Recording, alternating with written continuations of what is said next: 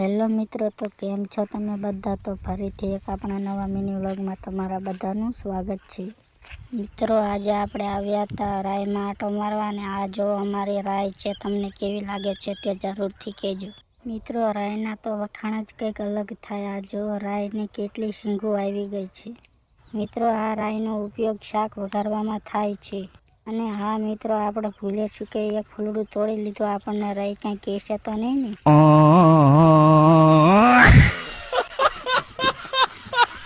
અને હા મિત્રો, આપણે તો તરત જ કહી દીધું કે રાય, મેં તારું ફૂલડું તોડી નાખ્યું છે. ત્યાં તો રાય ગુસ્સે થઈ ગઈ અને મને એમ કીધું કે સાનું માનું હાલવા માંડ.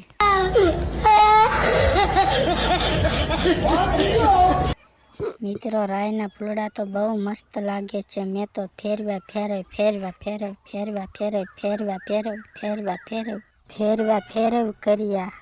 છે. તો હું પણ થાકી રહ્યો. ફૂલડા ફેરવીને મેં નાખી દીધા.